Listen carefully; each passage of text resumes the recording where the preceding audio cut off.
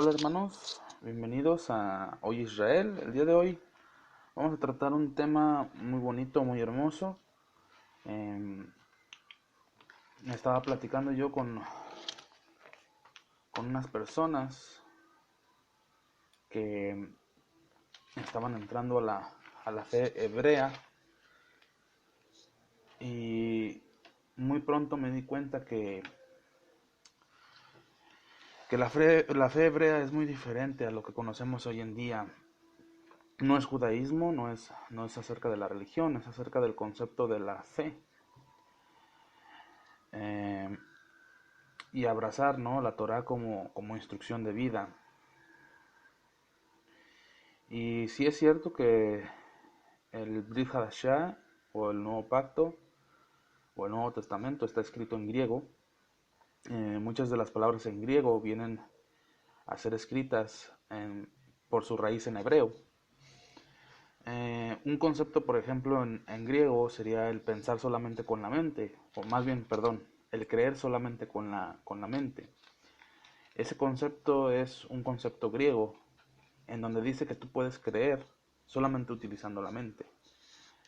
Pero el concepto de fe en hebreo, que quiere decir emuná, o más bien emuná, que quiere decir fe en hebreo, nos indica que es fe, eh, una fe que hace, no una fe que solamente que se piensa, sino es una fe en acción. Es decir, es como si alguien dijera, bueno, yo tengo fe en que esa silla me puede sostener, pero no se sienta en la silla. ¿Qué clase de fe es esa? No hay una verdad en esa fe, no existe la verdad en esa fe. Pero la fe hebrea indica que tú puedes decir, esa silla me va a sostener, y tú te sientas en esa silla y la silla te sostiene. Eso es a lo que llama Santiago a la fe con obras. Y a lo otro que estamos hablando le llama Santiago la fe sin obras. Y dice que la fe sin obras, una fe que no hace la acción, es muerta. Emuná no solamente quiere decir fe. Emuná quiere decir también fidelidad, ser fiel, o una verdad, o que es verdadero, o que firmemente, es firmeza, también es una seguridad. Dice muchas cosas. Emuná quiere decir muchas cosas, no solamente fe. Entonces con esto entendemos que el ser fiel es tener fe. Y ser fiel a la Torah es una muestra grande de que tienes fe. El seguir los mandamientos es una expresión máxima de que tú amas a Elohim. Porque el amor de Elohim, el amor de Yahweh Sebaot, es que guarde sus mandamientos. Ese es el verdadero amor. Bueno, vamos rápidamente a Mateo capítulo 11, versículo 28 al 30. Vamos para allá, amados Ahim y Ahayot. Mateo 11. Y vamos a leer del versículo 28 al 30.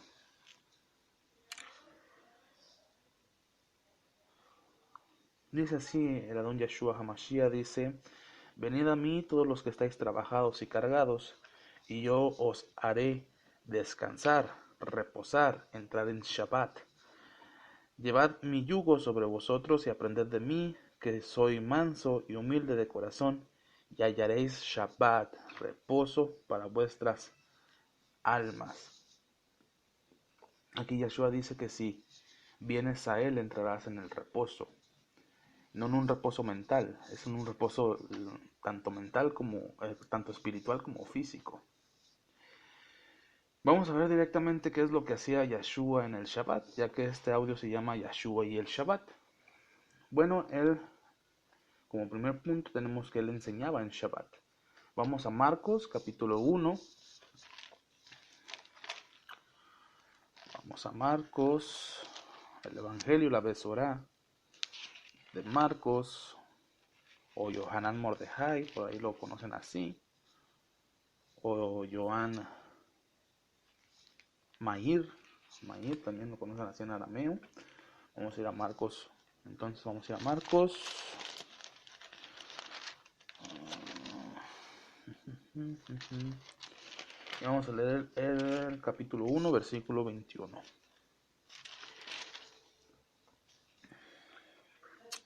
Dice así la palabra, dice, entraron en Cafarnaum y el Shabbat entró Yeshua en la sinagoga y comenzó a enseñar.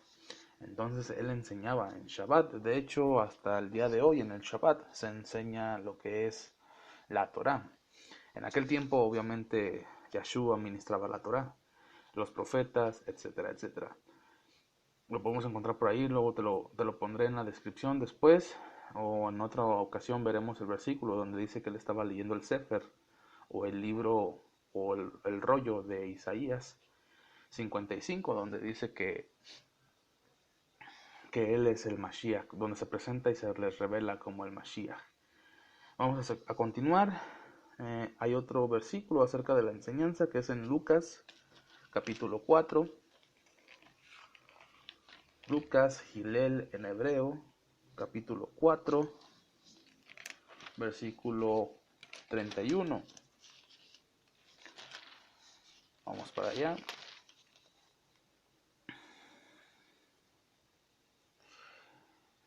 Descendió Yeshua a Capernaum, ciudad de Galilea, y los Shabbatov les enseñaba.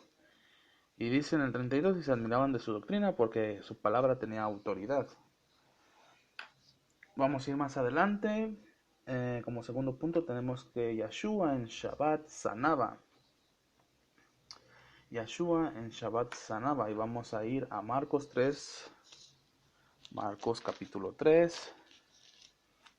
Vamos a ir rapidito.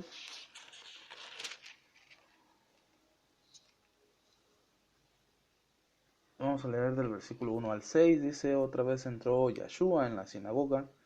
Había allí un hombre que tenía seca una mano y lo acechaban para ver si lo sanaría en Shabbat, a fin de poder acusarlo.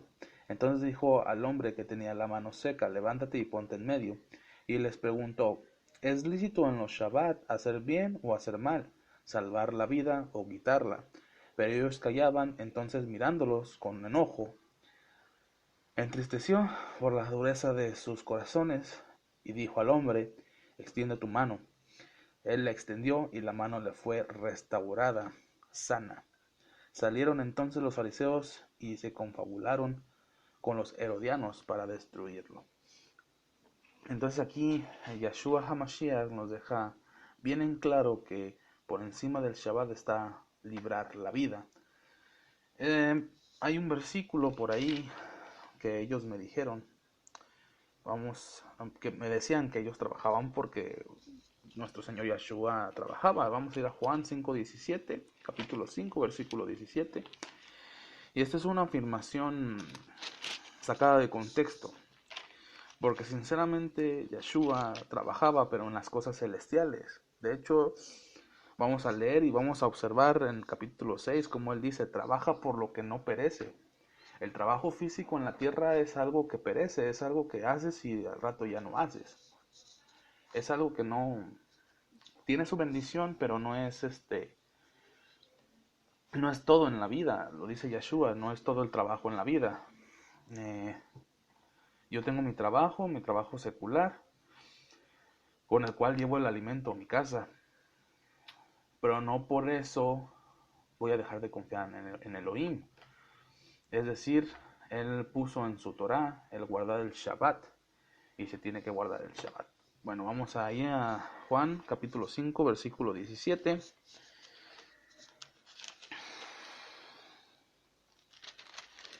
Y dice así, Yeshua les respondió, mi padre hasta ahora trabaja y yo trabajo. Entonces ahí tenemos la afirmación, dicen ellos, de que Yeshua trabajaba en Shabbat. Entonces yo les dije, bueno, ¿en qué trabajaba Yeshua? ¿Acaso hacía puertas? ¿Acaso hacía muebles? ¿Acaso hacía algo parecido a lo que tú haces en Shabbat? No, claro que no. Él no hacía nada parecido a lo que nosotros hacemos. De hecho, él procuraba las cosas de arriba. Por eso él no tenía necesidad de trabajar, porque todo le era dado por añadidura. Él lo dijo, busca las cosas del cielo y todo lo demás vendrá por añadidura. Busca la justicia y el reino de Elohim y todo será dado por añadiduría. De hecho, él nos invita a no confiar en las riquezas, a no confiar en nuestras propias fuerzas, sino confiar completamente en Elohim.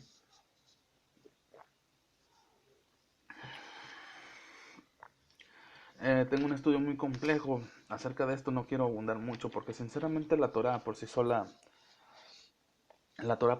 se explica. O sea, la Torah por sí misma va a entender muchas cosas. Una cosa es que tú quieres agarrar un solo versículo y decir que por eso trabajas en Shabbat, porque él trabajaba en Shabbat y todos hay que trabajar en Shabbat. Eso no es así. De hecho, la promesa en Shabbat es de que el día sexto él te dará la doble porción. Hasta ahí es tan grande que te va a prosperar doble desde el día sexto para que tú puedas observar el Shabbat.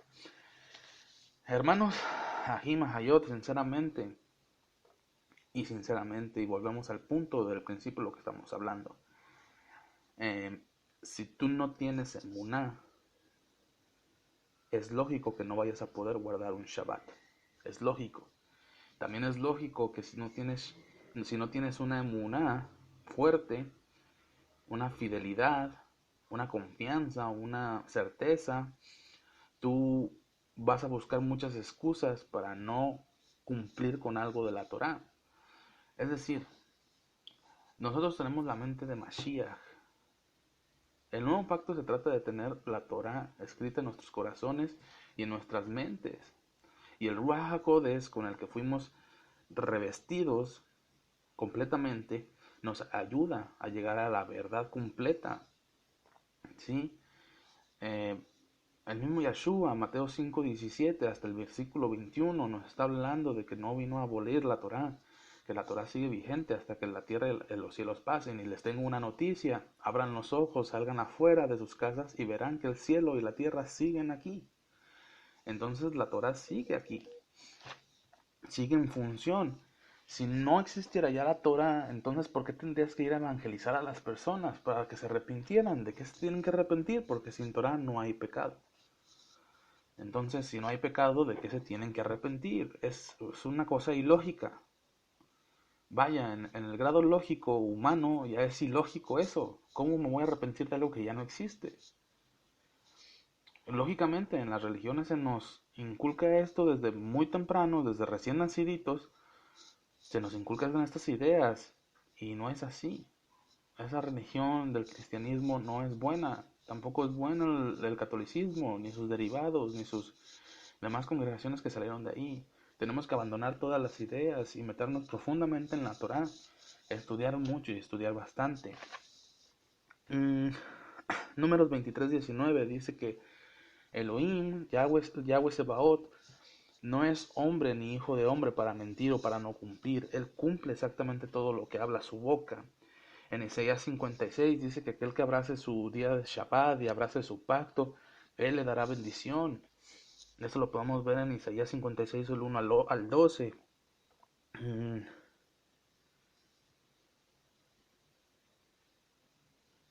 Jeremías 58 del 13 al 14. Si Yahweh lo dice, lo cumple, lo puedes leer y puedes confirmarlo por ti mismo. Hermanos, hay que despertar, hay que reaccionar y ver que las cosas que están escritas por alguna razón. Hace 2000 años no existía lo que hoy conocemos como el Brit Hadashah. Todo venía directamente de la Torá, de las escrituras. Hermanos, espero tener próximamente otro contacto con ustedes, si el Eterno lo permite. Vamos a ver si ya podemos subir algo más con más tiempo. Mientras tanto, yo los amo y los bendigo y estudien mucho la Torá, inúndense de la Torá, estudien, busquen, llamen, perseveren en la oración, sobre todo en estos tiempos donde se nos puede engañar incluso a los escogidos. Yo los amo y los bendigo en el nombre de Yahshua HaMashiach, que tengan paz y bendición.